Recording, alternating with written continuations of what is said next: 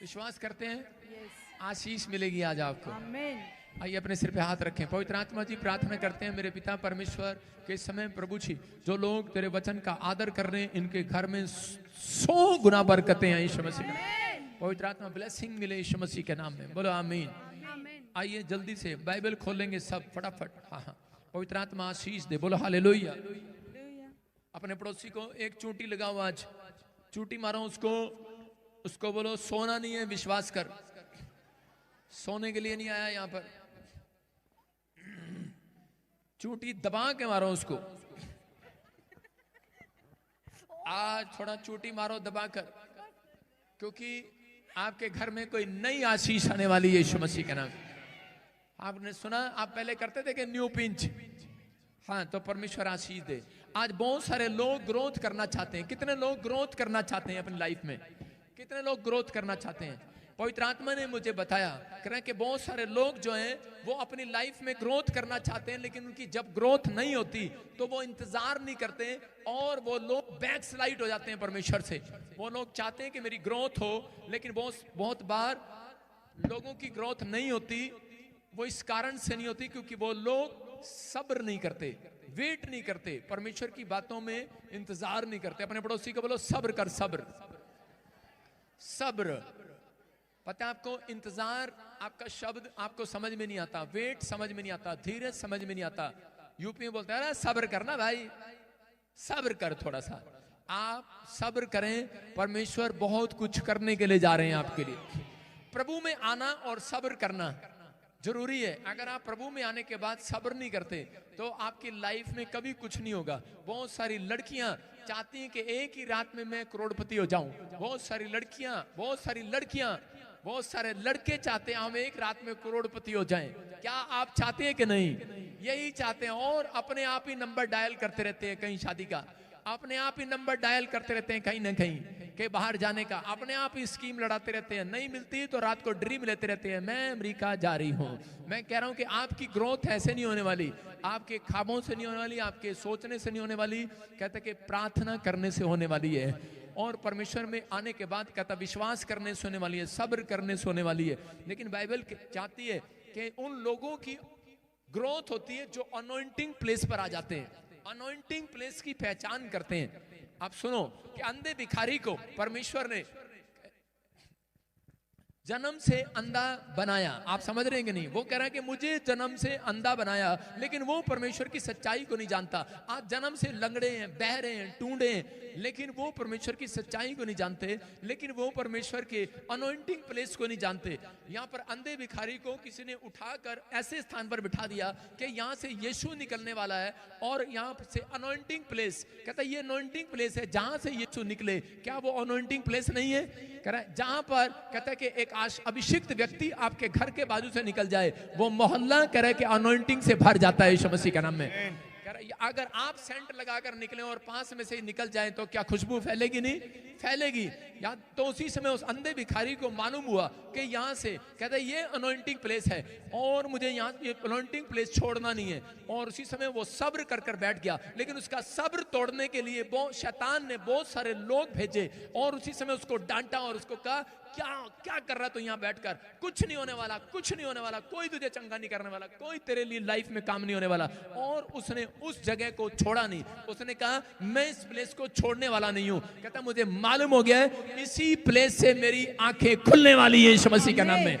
बहुत बार मसीह लोग आने के बाद, प्रभु में आने के बाद वो चर्च छोड़ने की कोशिश करते हैं। शैतान कई बार उनको गुमराह करता है, उनको बार बार गुमराह करता है कि तेरी अनॉइंटिंग कहाँ है, तेरा ग्रोथ कहाँ है, तेरे जीवन में बच्चा नहीं हुआ, तेरे घर में ये आशीष नहीं मिला, तेरी जीवन में कोई काम नहीं हुआ। मैं कहूं कि आपके पास रिमोट है, आप अपना चैलेंज चेंज करें। हालेलुया। कहता बहुत सारे लोगों के हाथ में रिमोट है और वो अपना चैलेंज चेंज नहीं करते तो वो शैतान के हाथ में गिर जाते हैं, अपने विचारों का चैलेंज चेंज नहीं करते। मैं कह रहा हूं कि जब आपको कोई चैनल टीवी पर देख रहे हो अच्छा नहीं लगता तो उसी समय आप रिमोट से चेंज करते हैं।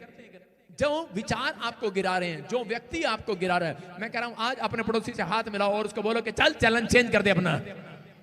आपका रिमोट आपके पास है, चैलेंज चेंज करो। अगर आपने का चैनल चेंज कर दो, कह रहे कि जो आपको गिराने की कोशिश कर रहा है। बाइबल कहती है कि कह रहे कि वो व्यक्ति तरक्की करते हैं जो ईमानदार है, वो व्यक्ति सब्र करता है, जो वो व्यक्ति तरक्की करते हैं जो सब्र करते हैं, धीरज रखता है, ईमानदार है और अनॉइंटिंग प्लेस की पहचान करता है और विश्वास करके यीशु मसीह के पास आता है। अंधा भिखारी इतने विश्वास से बैठ गया, सब्र करके बैठ गया और यीशु मसीह उसके पास से चला गया। लेकिन हो सकता था ये अंधा भिखारी बोल सकता था लोगों की तरह कि मेरे जीवन में कोई काम नहीं हुआ, यीशु मसीह तूने मेरे लिए कुछ नहीं किया, तू चला गया। लेकिन इसने ऐसा नहीं कहा और उसी समय परमेश्वर पलट कर आ गया ऐसे व्यक्ति के लिए। याद रखना, जो व्यक्ति अपनी परीक्षा में पास हो जाता है, जो अपने इम्तिहान में पास हो जाता है, जिस व्यक्ति की परिस्थितियां खिलाफ हो, आपके जीवन में कुछ भी आपके लिए अच्छा ना हो रहा हो, लेकिन उस समय में आप परमेश्वर पर भरोसा करके बैठे हो, कि आप टिक कर बैठे हो, आपने सब्र किया हो कि एक दिन मेरे परमेश्वर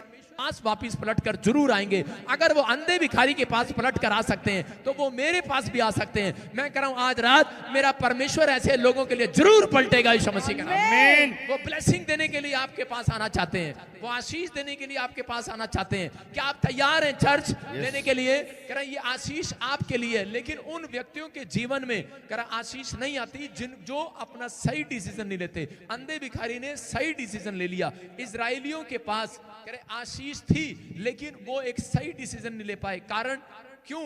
क्योंकि उनके जीवन में स्पिरिचुअल फादर नहीं था, उनके जीवन में एक अगुवा नहीं था, उनके जीवन में एक चरवाहा नहीं था। इजरायलियों को राजा ने पूछा कि आज हम एक व्यक्ति को छोड़ेंगे, या बरअब्बा को छोड़ेंगे या यीशु मसीह को छोड़ेंगे, इन दोनों में से किसको छोड़ें? वो पूरे साल में एक पर्व मनाते थे और उस पर्व में एक व्यक्ति को छोड़ते थे। और उसी समय उन्होंने कहा कि बोलो बरअब्बा को छोड़ें कि यीशु मसीह को छोड़ें। उन्होंने कहा, कहते बरअब्बा के नाम का मतलब है परमेश्वर का पुत्र, और यीशु खुद कह रहा था मैं परमेश्वर का पुत्र हूं। वो कंफ्यूज थे क्योंकि उनके जीवन में कोई स्पिरिचुअल फादर नहीं था, इसलिए वो कंफ्यूज रहे और उन्होंने गलत डिसीजन ले लिया और उन्होंने यीशु मसीह को क्रूस पर चढ़वा दिया, बरअब्बा को छुड़वा दिया। सब चीखने लगे, चिल्लाने लगे, हमारे लिए बरअब्बा को छोड़ दो, बरअब्बा को छोड़ दो। लेकिन उनका डिसीजन गलत हुआ और यीशु मसीह को जब क्रूस पर चढ़ाया गया उसी समय दिन में रात हो गई और बादल के, मैं कह रहा हूं पर्दे के, मंदिर के पर्दे के 2 टुकड़े हो गए और उसी समय वो लोग जान गए, कह रहे कि ये कोई महान आदमी था। और तीसरे दिन जब जिंदा हुआ पूरा इजराइल परमेश्वर की तारीफ करने लगा यीशु मसीह के नाम में। मैं आपको बताना चाहता हूं कि अगर आप लोग अपनी लाइफ में बढ़ना चाहते हैं, ग्रोथ चाहते हैं, तो अगर आपको एक दुकान खोलना है बिस्कुट की या कोई आपको बड़ी फैक्ट्री खोलना है, एक फैक्ट्री खोलना है, तो आपको सीए की जरूरत नहीं है। अगर आपको ब्यूटी पार्लर की दुकान एक खोलना है, आपको सीए की जरूरत नहीं, चार्टर्ड अकाउंटेंट की जरूरत नहीं है। अगर आपको 4 दुकानें खोलना है, अगर आपको ब्यूटी पार्लर की, प्रॉपर्टी डीलर की, अगर आपको कोई बड़ी फैक्ट्री 4 अगर दुकानें खोलनी है, आपको 4 बिजनेस करने हैं, तो आपको एक चार्टर्ड अकाउंटेंट की जरूरत पड़ती है, सीए की जरूरत पड़ती है, तो उस व्यक्ति की ग्रोथ होती है। याद रखना, परमेश्वर भी आपकी लाइफ में ऐसा ही बताना चाहते हैं। अगर आप अपना डिसीजन सही करना चाहते हैं, डिसीजन आपको लेना है। अगर आपके जीवन में एक स्पिरिचुअल फादर है तो आप आज के बाद करा 4 दुकानें खोलेंगे यीशु मसीह के नाम में। आप ग्रोथ करेंगे यीशु मसीह के नाम में। यीशु मसीह एक नबी था, यीशु मसीह एक प्रोफेट था। 5 प्रकार की सेवकाई उसके अंदर से निकली, उसके अंदर से निकली प्रेरितों की सेवकाई, उसके अंदर से निकली अलग अलग सेवकाई। करा कि शिक्षा देने वाली सेवकाई नबी की, कहता कि नबी था वो, उसके अंदर से निकली। अगर आप विश्वास कर रहे हैं कि परमेश्वर मेरी जिंदगी में काम करेंगे, मैं कह रहा हूं कि आज रात पवित्र आत्मा आपके लिए कुछ अद्भुत करना चाहते हैं यीशु मसीह के नाम में, ग्रोथ करना चाहते हैं। लेकिन उन लोगों की ग्रोथ होती है जो लोग अपनी लाइफ में कहता है अपने स्पिरिचुअल फादर का सम्मान करते हैं। याद रखना, कह रहा जो जुड़े हुए हैं, आज रात कंफ्यूज ना होना, आपको लेना है। लेकिन बहुत सारे लोग कह रहे शैतान भेजता है आपकी जिंदगी में, बहुत बार विचार भेजता है कि छोड़ दे यीशु मसीह को, बैक स्लाइड हो जा, कुछ नहीं रखा, कुछ नहीं मिला तुझे। लेकिन अय्यूब के जीवन में बड़ी परिस्थितियां आई, लेकिन अय्यूब एक बात में टिका रहा। उसने कहा परमेश्वर है जिसने मुझे पहले नहीं छोड़ा, वो अब भी नहीं छोड़ेगा। और शैतान ने उसका सब कुछ बर्बाद कर दिया, लेकिन पवित्र आत्मा ने उसके ऊपर उसके लिए एक कवरिंग की हुई थी, उसको कवरिंग दिया हुआ था। मेरी प्रेयर आज आपको कवरिंग देती है। याद रखना, जब हम आपके लिए प्रार्थना करते हैं तो आपके बच्चे कवरिंग है, उनके ऊपर कवर है, वो कवर है, ब्लड से कवर है, जीसस के ब्लड से आप कवर है। शैतान आपका बिगाड़ नहीं सकता, बिजनेस खराब नहीं हो सकता, लेकिन आपको अपनी परख देनी पड़ती है मसीह में आने के बाद। जब आप रख देते हैं, उसके बाद परमेश्वर सोच लेते हैं कि मैं इस व्यक्ति को बहुत बढ़ाऊंगा यीशु मसीह के नाम में। लेकिन आपके अंदर सब्र नहीं है। बहुत सारे लोग जो हैं और वो टूट जाते हैं, बैक स्लाइड हो जाते हैं कि परमेश्वर ने मेरी जिंदगी में अब तक काम नहीं किया। लेकिन पवित्र आत्मा ऐसे लोगों के साथ नहीं चलते, उन लोगों के साथ खड़े रहते हैं जो सब्र करते हैं। अपने पड़ोसी को बोलो कि चैनल चेंज कर दे। आज रिमोट कहता आपके हाथ में है, रिमोट आपके हाथ में है, आपके अंदर विचार चल रहा है, आपके पास लोग आ रहे हैं। एक आदमी मेरे पास आया दौड़ा दौड़ा, कहने लगा देखो देखो, कहता है वो एक चैनल पर आपकी बुराई कर रहे हैं। मैंने कहा यार, मैंने कहा करने दे बुराई, मैंने कहा मैं रिमोट लेकर चैनल बदल देता हूं, चल रिमोट पकड़ो अपना और चैनल बदल दो, चल बंद हो, आपके हाथ में है यार, मुझे क्या जरूरत है किसी से बहस करने की। कह रहा वो आपकी बुराई कर रहा, मैंने कहा चल चैनल बंद। आप समझ रहे हैं, आपको समझना है, जब आप अपना चैनल चला कर रखते हैं, आप उस विचार को चला कर रखते हैं, आप उस ख्याल में पड़े रहते हैं, अच्छा पादरी साहब ने ऐसा दिया, अच्छा ऐसा कह दिया, क्या आप विश्वास करते हैं? तो शैतान आपको गिराना चाहता है। मैं कह रहा हूं कि मैं अपनी आत्मिकता भंग नहीं करना चाहता। मैं अपने बच्चों को भी सिखाता हूं, बेटे जब कोई किसी पास्टर की बुराई कर रहा हो, उस चैनल को चेंज कर दो। मैंने कहा जो मजे ले रहा हूं ना चैनल वाला, पैसे कमाते हैं, इनको लाख रुपए आते हैं, हमारी फोटो वीडियो डालेंगे, रोटी चलती है। परमेश्वर ने अगर हमें भंडारी बनाया है, अगर हमें बैंक मैनेजर बनाया है, तो हम अपने बैंक में अपने रिश्तेदारों को नहीं दे सकता लोन, याद रखना कानून है ये। तो आपको भी, हम भी कहता है कि किसी को ऐसे नहीं कर सकते। लेकिन अगर भंडारी बनाया है तो वो सोच समझ के बनाया। मैं ये बातें इसलिए बता रहा हूं कि कुछ लोगों को भड़काया जा रहा है, शैतान जो है उन्हें भड़काता है, उनके खिलाफ खड़ा हो जाता है कि चर्च किसी तरीके से टूट जाए, उसको नहीं पता। लेकिन शैतान की एक कोशिश रहती है, जो आपके घर में सबसे बड़ा मुखिया होगा, जो हेड होगा, उसको मारना चाहता है। उसको पता है कि अगर छोटे को मारूंगा फिर ये चर्च जाएंगे, फिर ये काम करेंगे। लेकिन इनके घर का जो हेड है, जो मुखिया है, उसी को परेशान करो और इनका बंद कर दो आना जाना। वो इसलिए ऐसे व्यक्ति को पकड़ना चाहता है। लेकिन मैं आज से आपके घर के बड़े मुखियों को छुड़ा लेता हूं यीशु मसीह के नाम में। आमीन। छूट जाए आज आपके घर का मुखिया, आमीन। जो आपका हेड है, जिसके घर में चलती है। हो सकता है आपका भाई हो, आपकी चलती हो, आपकी बहन हो जिसके घर में चलती हो, या सास हो जिसकी चलती हो, या आपका बाप हो उसकी चलती हो, और शैतान उसी को पकड़ के बैठ जाता है, नहीं जाना। मैं कह रहा हूं आज मुखिया को छुड़ा लेता हूं यीशु मसीह के नाम में। आपके घर का मुखिया छूट जाए, क्योंकि शैतान नहीं चाहता कि वो कामयाब हो, इसलिए वो बार बार प्रॉब्लम डालता है। लेकिन मैं आज आपको आईना दिखाऊंगा, आज आपको आईना दिखाऊंगा। आईना देखते हैं कि नहीं? आईना में देख के देखते नहीं, फोड़े कहां हो रहे, क्रीम कहां लगानी, भाई आईने में देखा जाता है। शीशे में देखती हैं औरतें, क्रीम कहां लगानी है, यहाँ यहाँ यहाँ। आजकल वो आती है काली काली पलकों के नीचे लगाते हैं, ऐसे लगाते हैं शीशे में देख देख के, यहाँ, क्योंकि यहाँ पे जो काजल लगाते थे वो काली हो जाती है बिल्कुल आंख। आजकल फैशन वाली आ गई है, वो ऐसे लगती है, यहाँ शीशे में देख कर लगती है। आज आप, बाइबल एक आईना है, जब आप बाइबल में देखेंगे आज आपको पता लगेगा कमी कहाँ है। रोज मत कहो पादरी हमारा ये काम नहीं हुआ, ये काम नहीं हुआ। अरे पादरी में नहीं कमी भाई साहब, बाइबल देखो कहीं कमी है। अगर कमी है आज निकाल दो उस कमी को। रिमोट आपके हाथ में है, चेंज कर दो आज, चेंज कर दो। जो विचार आपको गिरा रहा है, जो पाप आपको गिरा रहा है, जो चीज आपको गिरा रही है, जो ख्याल आपको गिरा रहे हैं, रिमोट आपके हाथ में है, चेंज करो। दबाओ दबाओ, बंद। आप बैल मुझे मार, मौत का खंजर, मैं भी कभी मां थी। सीरियल नाटक, ऐसे ऐसे नाटक देखते हैं। दुल्हन ही दहेज है? दुल्हन वही जो पिया मन भाई, और पिया वही जो रात को 2-4 चांटे लगाए पति को आगे। क्या नाटक देख रहे हैं आप? रिमोट उठाओ और बंद कर दो ऐसे चैनल को जो आपकी आत्मिकता भंग कर रहे हैं। आप समझ रहे हैं कि नहीं? जो आपकी आत्मिकता भंग कर रहे हैं, चाहे वो आपका दोस्त हो, रिश्तेदार हो, परिवार हो, मैं उसी समय उसके साथ बैठना बंद कर देता हूं। आप समझ में आए कि नहीं? समझ में आए कि नहीं? हाँ या ना? कहते हैं, आप कहते हैं ग्रोथ नहीं हो रही, अरे उसमें पादरी का कसूर है। भाई साहब एक प्रार्थना भी करे, बाद में तुम्हारे जूते भी खाए हैं। पादरी के साथ तो यही हो गया, रोज बेचारा एक हफ्ते में एक लाश को उठा के लाता, आओ हमारे चर्च चलो, आओ आओ आओ, कंधे की तरह, और बाद में उसको उठा के प्रेयर करते हैं। थोड़े दिन के बाद फिर उसको बीमार हो जाता है, फिर उठाओ उसको, एक लाश की तरह चर्च में लेकर आते हैं एक अविश्वासी को। लेकिन विश्वास करना है, कहता है कि आपने अगर अपनी ग्रोथ करानी है तो पवित्र आत्मा कह रहा है रिमोट आपके मुंह में दिया गया है, रिमोट आपकी आंखों में दिया गया है। कह रहा है कि उठाओ और चैनल चेंज कर दो, चलो बंद करो। कह रहा है जो उस विचार को जो आपको गिरा रहा है बंद करो। कह रहा है कि उन लोगों को, कहता है कि उन लोगों को अपने दिमाग से निकालो। कहता है जो आपको गिराना चाहते हैं। हम बाइबल में पढ़ते हैं, आईना खोलेंगे आज, बाइबल खोलेंगे आज, आईना खोलो आज। रूत की किताब 1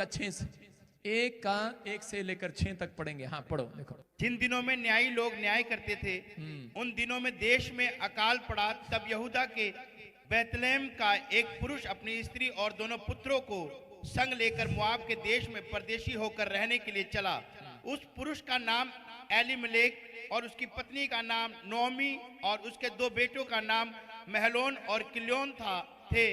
ये एप्राती थे, अर्थात यहूदा के बैतलहम में रहने वाले थे।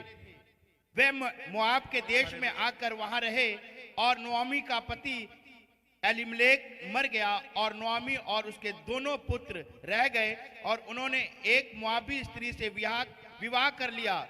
एक का नाम ओप्रा और दूसरी का नाम रूत था। फिर वे वहां कोई 10 वर्ष रहे। जब महलोन और कल्याण दोनों मर गए तब नोमी अपने दोनों पुत्रों और पति से रहित हो गई। तब वो मोआब के देश में ये सुनकर कि यहोवा ने अपनी प्रजा के लोगों की सुधि लेके उन्हें भोजन दी है, उस देश में अपने दोनों बहुओं समेत लौट जाने को चली। बोलो हालेलुया।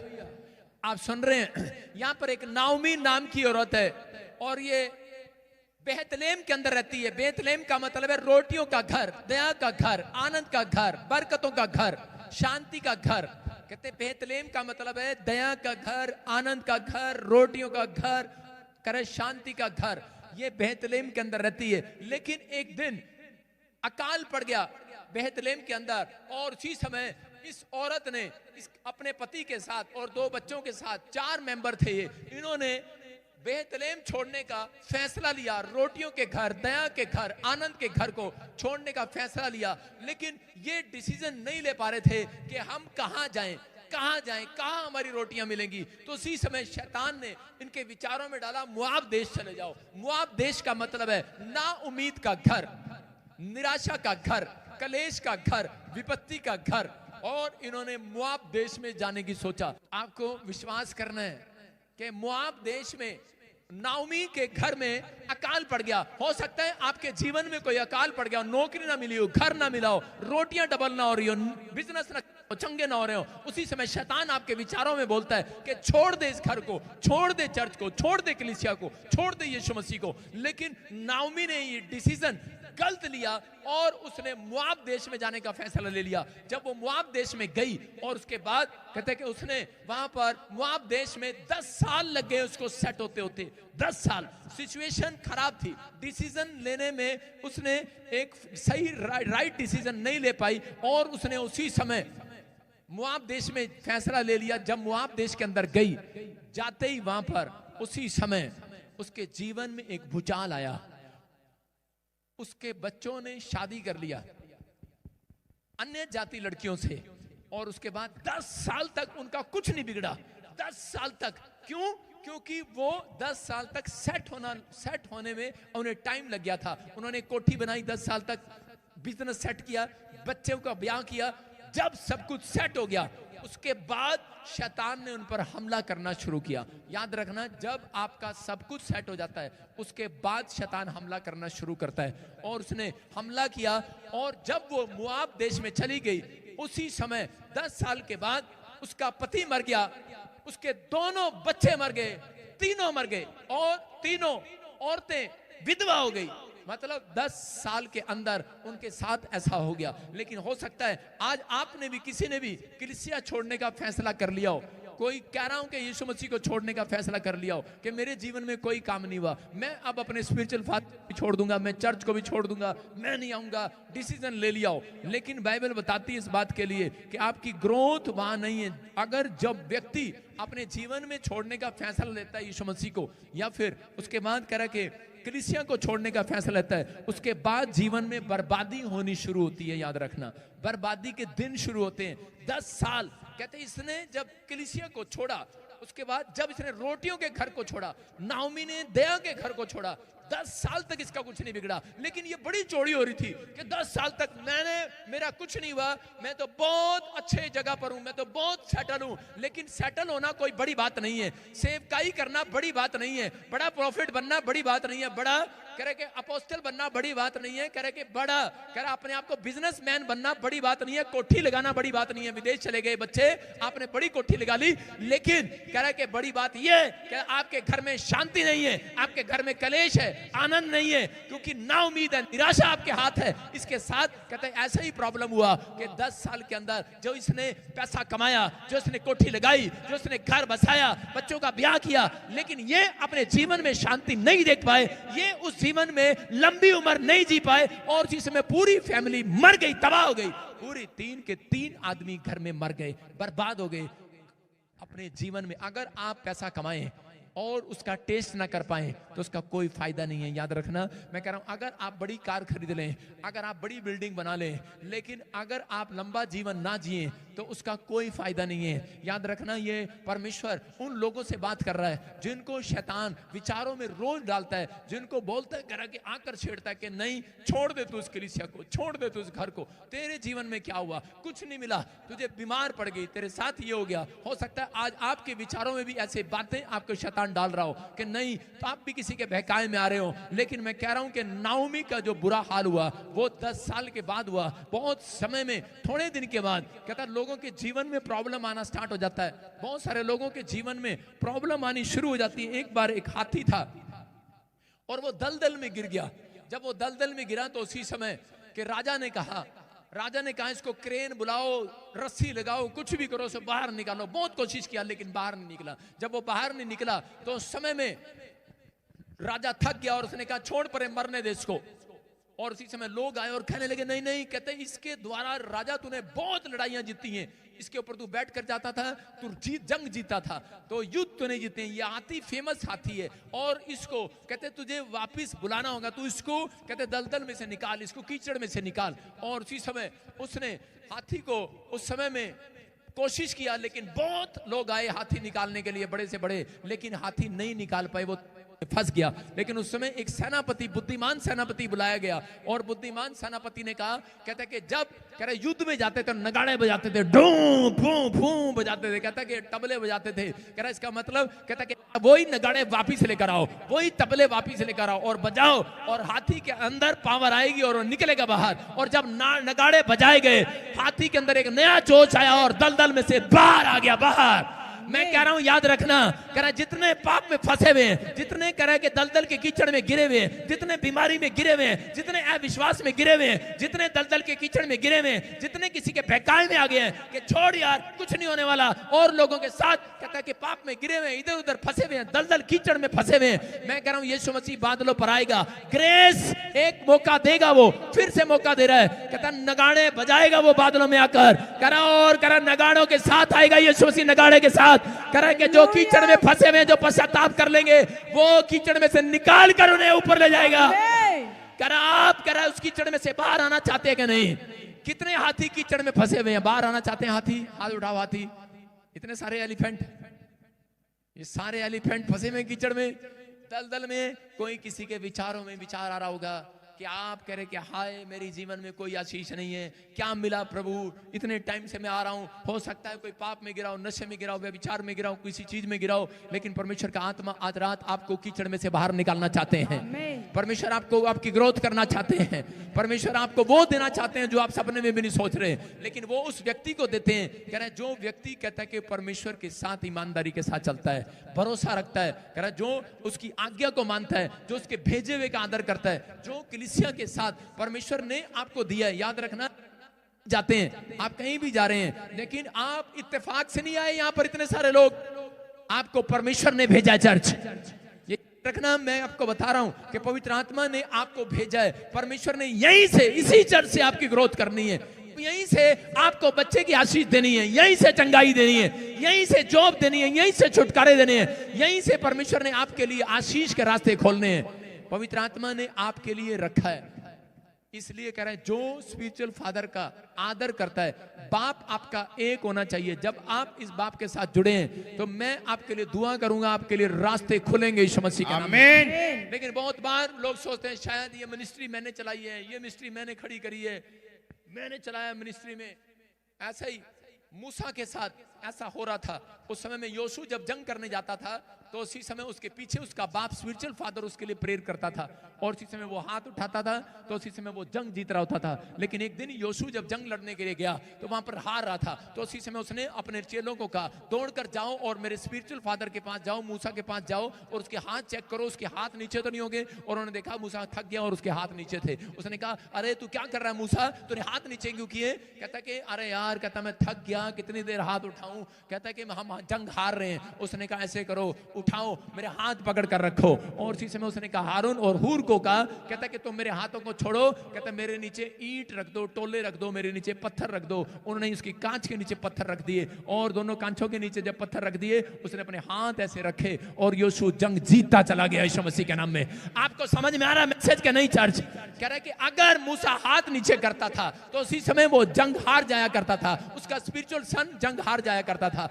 याद रखना, अगर आप स्पिरिचुअल सन और डॉटर बने हैं इस मिस्ट्री में तो याद रखना आपका स्पिरिचुअल फादर, अगर मैं आपके लिए हाथ उठाता हूं आज के बाद तुम जंग जीतोगे यीशु मसीह के नाम में। तुम जहां जाओगे जीत कर आओगे। सबको जय मसीह की। मैं जतिन बब्बर और आप देख रहे हैं मसीह परिवार चैनल। जैसे कि आप सब जानते हैं कि मैं इस चैनल पे प्रभु के अलग अलग दासों की वीडियोस डालता हूं, तो अगर आपको हमारा चैनल अच्छा लगता है तो आप इस चैनल को ज़्यादा से ज़्यादा सब्सक्राइब जरूर करें ताकि आप प्रभु के वचन को सुन सके। वीडियोस को ज़्यादा से ज़्यादा शेयर करें ताकि जिन लोगों तक वचन नहीं पहुंचा उन तक भी वचन पहुंच सके। सबको जय मसीह की। एक बार मैं आपसे दोबारा कहूँगा कि इस चैनल को सब्सक्राइब जरूर करें और वीडियोस को ज़्यादा से ज़्यादा शेयर करें। जय मसीह की।